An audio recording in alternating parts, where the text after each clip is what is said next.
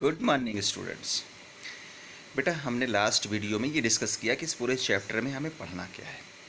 अब हम 13.1 के फर्स्ट क्वेश्चन को सॉल्व कर रहे हैं। आप देखिए इसमें कह रहा है two cubes each of volume 64 centimetre cube are join end to end, find the surface area of the resulting cuboid. अब देखो यहाँ हमें कन्फ्यूजन होती है। हमें सरफेस एरिया कहा गया है और सरफेस एरिया दो टाइप की हमने पढ़ रखी है। एक तो हमने कर्व सरफेस एरिया पढ़ी है और एक टोटल सरफेस एरिया पढ़ी है। तो अब यहाँ पे हम क्या निकालें? तो इसके लिए ये आपको बताना है कि जब कभी भी सरफेस एरिया की बात करें, ना टोटल लिखा हो ना कर्व लिखा हो, तो आपको हमेशा टोटल सरफेस एरिया निकालना है। और जब लिखा हो कर्व सरफेस एरिया तब तो भाई मजबूरी है, फिर तो कर्व ही सरफेस एरिया निकाल लेंगे। लेकिन अगर सिर्फ सरफेस एरिया लिखा है तो इसका मतलब आपको टोटल सरफेस एरिया निकालना है। अब देखिए हमारे पास क्यूब है। अब क्यूब का अगर सरफेस एरिया निकालें तो पहली चीज़ देखो, दो क्यूब जोड़ रहे हैं। दो क्यूब जुड़ेगा इस तरह से, दोनों का क्यूब का वॉल्यूम है 64 सेंटीमीटर क्यूब। तो अब जुड़ने के बाद उसकी लेंथ क्या होगी, उसकी ब्रेथ क्या होगी, उसकी हाइट क्या होगी, ये पता करना पड़ेगा मुझे। तो जब क्यूब को हम जोड़ेंगे तो वॉल्यूम हमारे लिए यूज़फुल नहीं होता है, हमारे लिए यूज़फुल होता है उनकी साइड्स। तो सबसे पहले हम ये पता करेंगे what is the edge of the cube, what is the side of the cube. तो क्योंकि वॉल्यूम हमारे पास 64 दिया गया है और हम जानते हैं कि क्यूब की वॉल्यूम का फॉर्मूला साइड क्यूब होता है, तो side cube is equals to 64। तो एज आपको 4 सेंटीमीटर मिल जाएगी। अब 4 सेंटीमीटर के दो क्यूब जोड़े गए इस तरह से, देखिए आपके सामने हैं जुड़े हुए, एक के ऊपर एक रख दिया गया है। तो ऐसी कंडीशन में जो इसकी हाइट है, जो इसको मैं हाइट मान लूँ या इसको मैं लेंथ मान लूँ, वो लेंथ 8 सेंटीमीटर हो गई।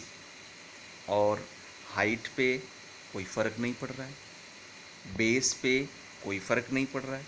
तो केवल एक चीज़ बदल रही है आपकी, लेंथ। बाकी हाइट और बेस सेम पड़ रहा है। तो L की वैल्यू 8 हो गई, B की वैल्यू 4 हो गई और H की वैल्यू भी 4 हो गई। तो अब आप सरफेस एरिया का फार्मूला लगा दो। सरफेस एरिया मतलब टोटल सरफेस एरिया का फार्मूला लगाइए और ये देख लीजिए बन गया आपके पास। ठीक है, तो इस तरह से आप इसको सॉल्व कर सकते हो, ये आपका क्वेश्चन का आंसर आ जाएगा। नेक्स्ट क्वेश्चन और देखते हैं। Question number 2। क्वेश्चन नंबर 2 में कह रहा है कि a vessel is in a form of hollow hemisphere. Hollow hemisphere मतलब जैसे आपके घर के बाउल्स होते हैं उस टाइप का कोई है। Mounted by a hollow cylinder, cylinder के ऊपर रखा गया और सिलेंडर भी कैसा है, हॉलो है, खाली है, खोखला है। The diameter of hemisphere is 14 centimetre. Hemisphere का जो डायमीटर है वो 14 सेंटीमीटर है। And the total height of vessel is 13 centimetre. Find the inner area of the vessel.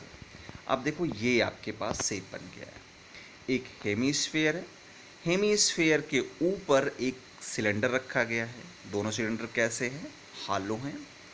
तो हॉलो है और मुझे कर्व सरफेस एरिया पूछ रहा है कि क्या होगा सॉलिड का।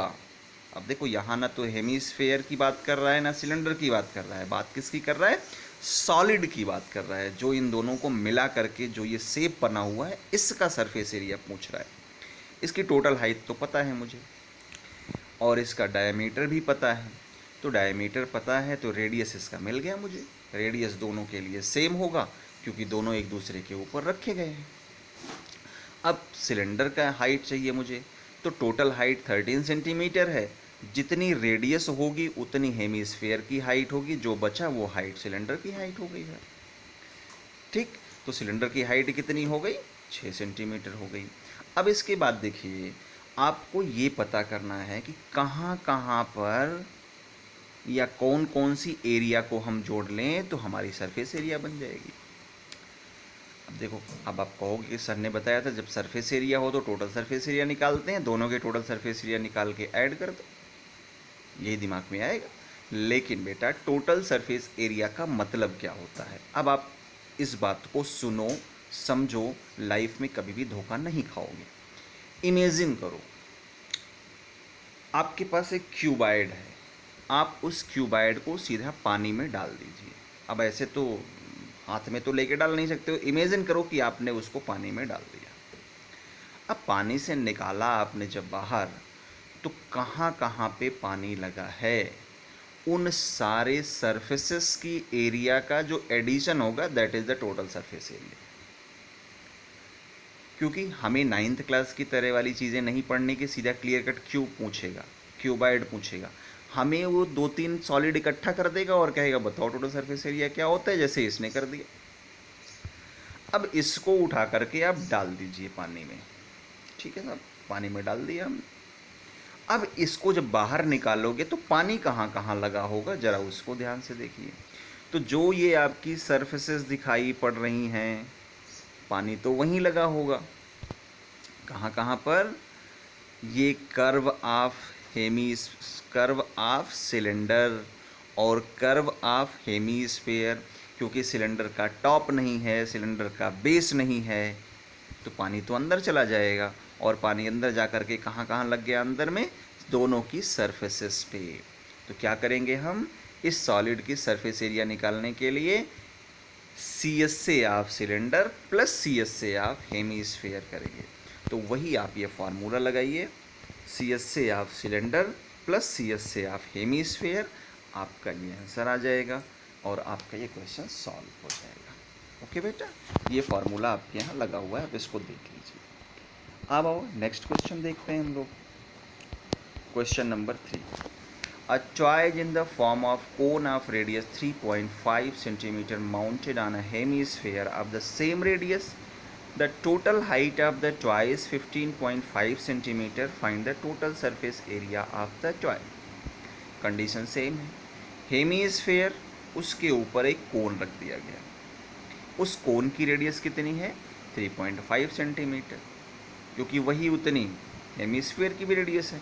और टोटल हाइट कितनी है साहब, वो नहीं 15.5 सेंटीमीटर है।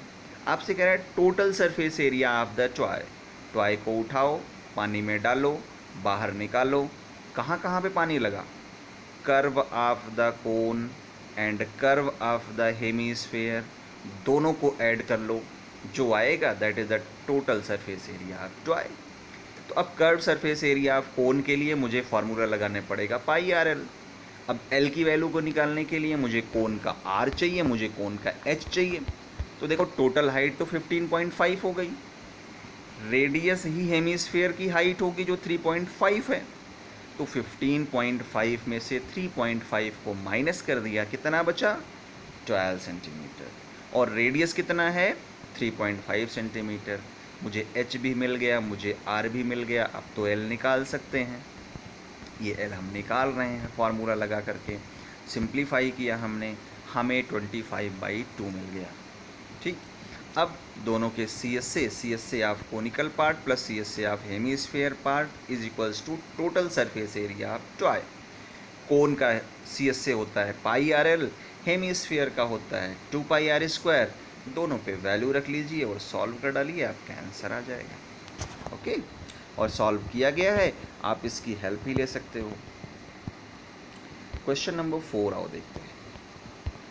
क्वेश्चन नंबर 4 में कह रहा है कि a cubical block of side 7 centimetre is surmounted by a hemisphere.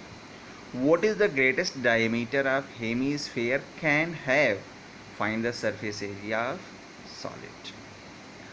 देखो एक क्यूबिकल ब्लॉक है जिसकी साइड है 7 सेंटीमीटर। तो अब भाई उसके ऊपर कितना बड़ा हेमीस्फेयर आप रख सकते हो, जितनी उसकी साइड की लेंथ होगी वही डायमीटर होना चाहिए।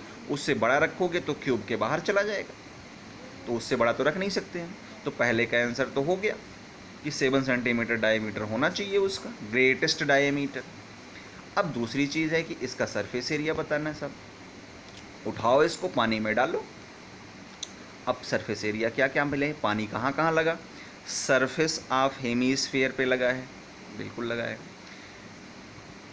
इसकी क्यूब की सारी साइड पे लगा है, सिर्फ उस साइड पे नहीं लगेगा जो साइड आपका हेमीस्फेयर से ढका हुआ है। अब हेमीस्फेयर पूरी तरह से तो साइड को ढकेगा नहीं, कुछ साइड छोड़ देगा। क्या साइड छोड़ेगा?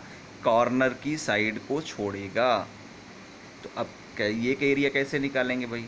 भाई ये एरिया हम ऐसे निकालेंगे कि उस साइड जो कि स्क्वायर शेप में था क्यूब का, उस साइड का एरिया निकाल लेंगे, उसमें से इसकी सर्किल की एरिया माइनस कर देंगे, जितना इसने ढक रखा है उसको माइनस कर देंगे, जो बचेगा उतनी दूर पे पानी लग जाएगा।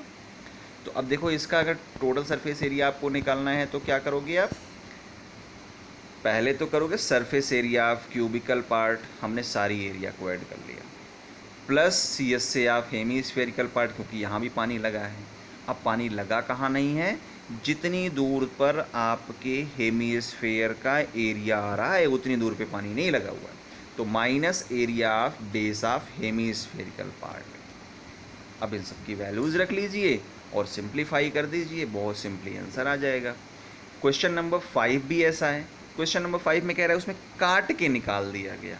अब चाहे काट के निकाल दिया गया हो, चाहे ढक दिया जाए, उतनी दूर तो पानी लगना ही नहीं है। तो यही सेम कॉन्सेप्ट उसमें भी अप्लाई करोगे और क्वेश्चन नंबर 5 भी आप कर सकते हो। तो मैंने आपको क्वेश्चन नंबर 1, 2, 3, 4, 5 तक बता दिया। बाकी के क्वेश्चन तो आपकी जिम्मेदारी बनती है, आप सॉल्व करो, ट्राई करो, जो नहीं आएगा वो हम फिर आपको बताएंगे। ओके बेटा।